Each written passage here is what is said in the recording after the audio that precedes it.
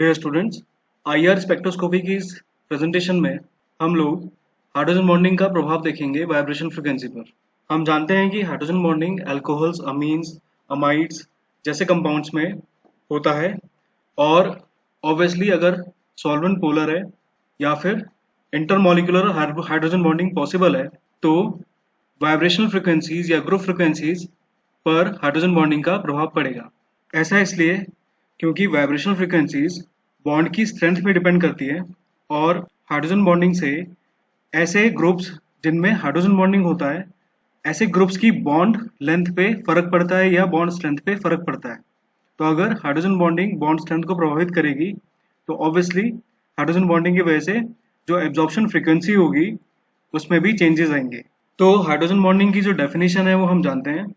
Hydrogen bonding एक तरीके का इलेक्ट्रोस्टैटिक अट्रैक्शन है बिटवीन हाईली इलेक्ट्रोनेगेटिव एटम जैसे कि fluorine, oxygen and nitrogen with hydrogen atom. और ये हाइड्रोजन एटम अटैच होगा किसी इलेक्ट्रोनेगेटिव एटम, और वो इलेक्ट्रोनेगेटिव कौन से होंगे? यही वाले फ्लोरीन, ऑक्सीजन और नाइट्रोजन होंगे।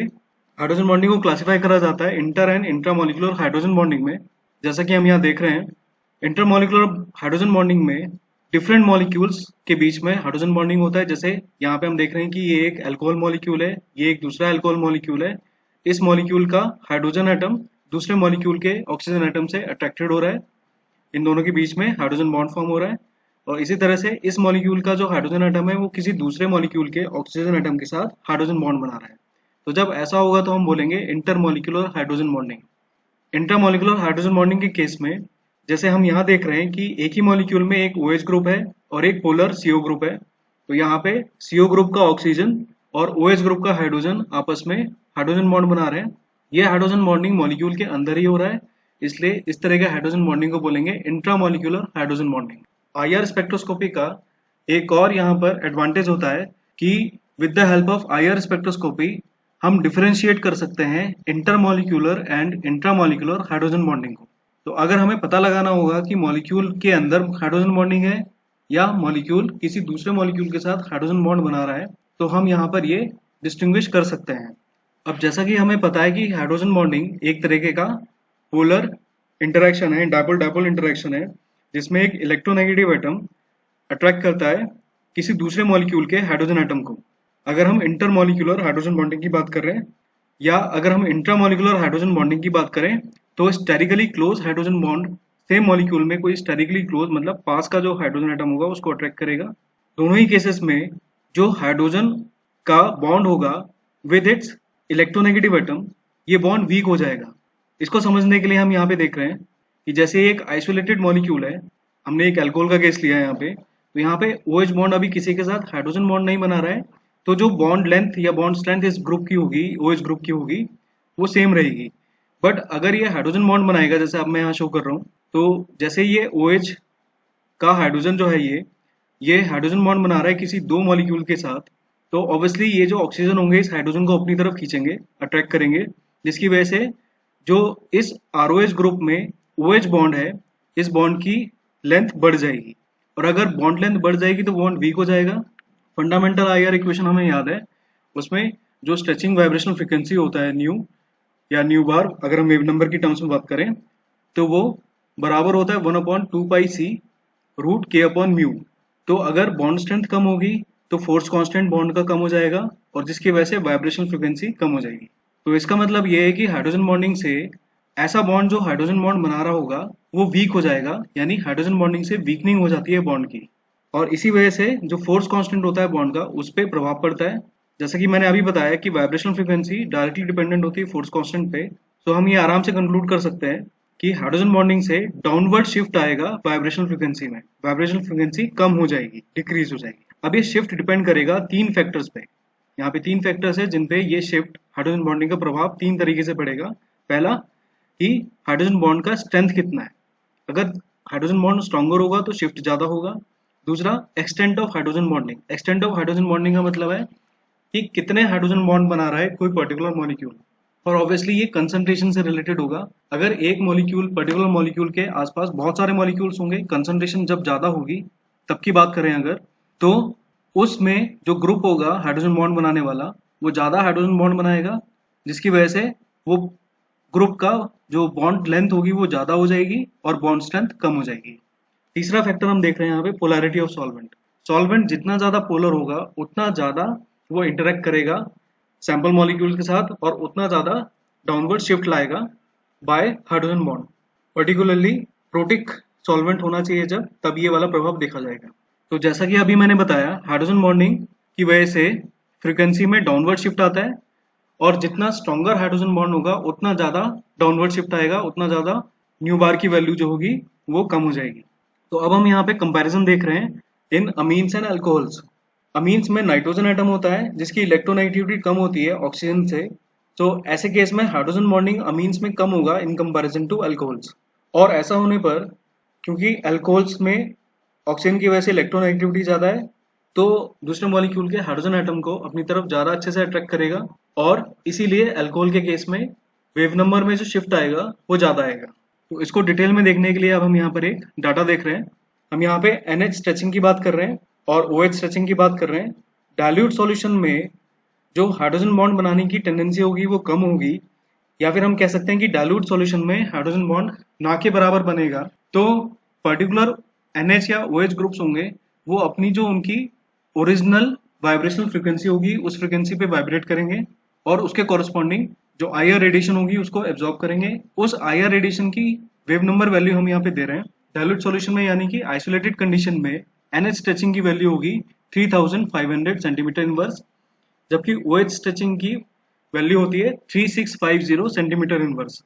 अगर हम यहाँ पे वैल्यू देखें तो OH वाले केस में वैल्यू ज़्यादा है और NH के केस में वैल्यू कम है। इससे एक बात कंफर्म हो रही है कि OH बॉन्ड ज़्यादा स्ट्रॉन्गर होता है as compared to NH bond.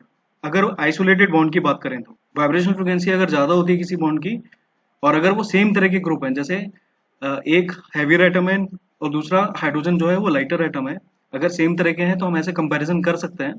सो यहाँ पे हम देख रहे हैं कि OH बॉन्ड ज़्यादा स्ट्रॉन्गर है और यहाँ पे इस बॉन्ड की स्ट्रेंथ को हम कोरिलेट करते हैं इस बॉन्ड की पोलैरिटी से।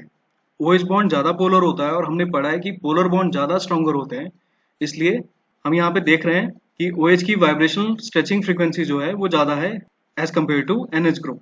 अगर हम कंडेंस फेज की बात करेंगे, यानी कि जब ज़्यादा कंसंट्रेशन होगी तो हाइड्रोजन बॉन्डिंग होगी और हाइड्रोजन बॉन्डिंग की वजह से शिफ्ट आएगा। हम यहाँ पे शिफ्ट देख रहे हैं। NH स्ट्रेचिंग के केस में हम वैल्यू देख रहे हैं, यहाँ पे जो वैल्यू अब है वो है 3300 सेंटीमीटर इनवर्स जब ये हाइड्रोजन बॉन्ड बनाएगा, NH ग्रुप जब हाइड्रोजन बॉन्ड बनाएगा, और जब OH ग्रुप हाइड्रोजन बॉन्ड बनाएगा तो ये वैल्यू हो जा रही है 3350। अब हम अगर शिफ्ट की बात करें तो शिफ्ट यहाँ पर NH के केस में आ रहा है 200 सेंटीमीटर इनवर्स, जबकि OH के केस में शिफ्ट आ रहा है 300 सेंटीमीटर इनवर्स। पिछली प्रेजेंटेशन में भी मैंने बताया था कि ये शिफ्ट डिपेंड होगा टेम्परेचर पे और सॉल्वेंट पोलैरिटी पे। तो हमने एक जैसी कंडीशन में अगर हम ऐसा देखें, सेम टेम्परेचर पे और सेम सॉल्वेंट कंडीशंस पे अगर देखा जाए तो लगभग शिफ्ट जो होता है आइसोलेटेड कंडीशन से और कंसंट्रेटेड कंडीशन में जो शिफ्ट आएगा हाइड्रोजन बॉन्डिंग की वजह से वो हम यहाँ पे प्रेजेंट कर रहे हैं। तो हम यहाँ देख रहे हैं कि OH के केस में शिफ्ट ज़्यादा आ रहा है इन कंपैरिजन टू NH। तो इससे ये पता चलता है कि OH के केस में जो हाइड्रोजन बॉन्ड की स्ट्रेंथ होगी वो ज़्यादा होगी, इसी वजह से जो OH ग्रुप होगा वो ज़्यादा वीक हो जाएगा और जिस वजह से शिफ्ट भी ज़्यादा आएगा। अब हम सेकंड फैक्टर की बात करते हैं। हाइड्रोजन बॉन्डिंग कंसंट्रेशन डिपेंडेंट होती है।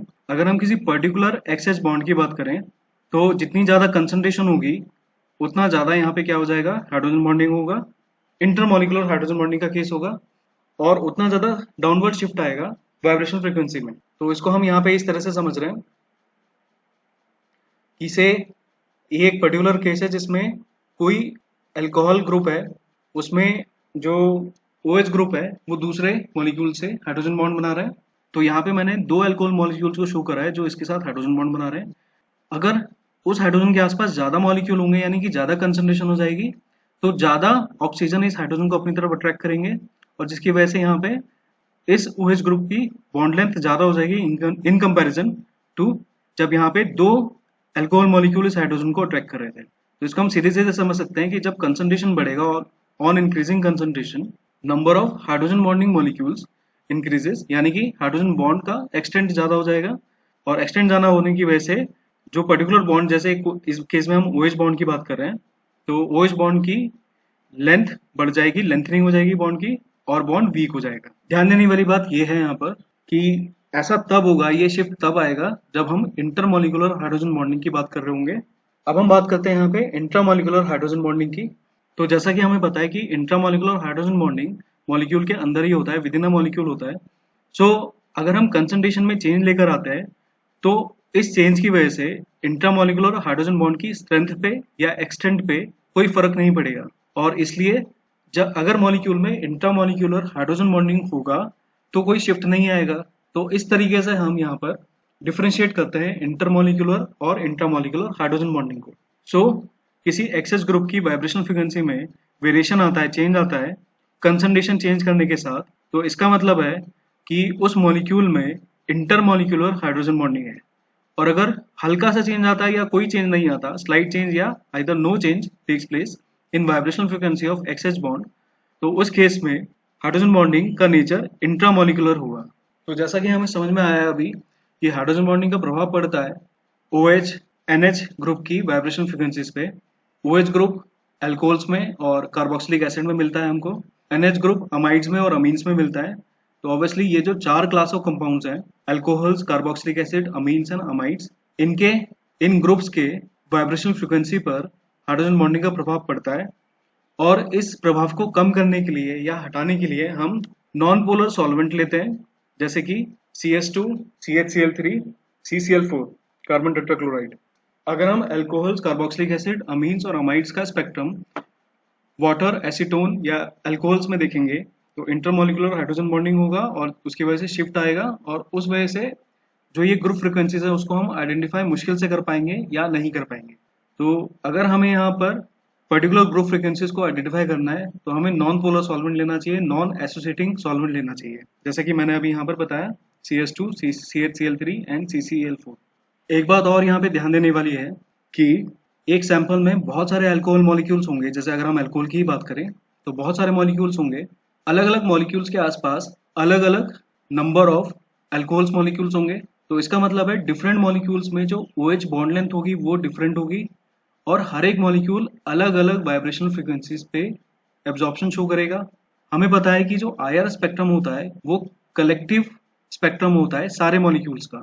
तो इसलिए सारे मॉलिक्यूल्स की जो एब्जॉर्प्शन फ्रीक्वेंसीज होगी वो यहाँ पे हमें मिलेंगी।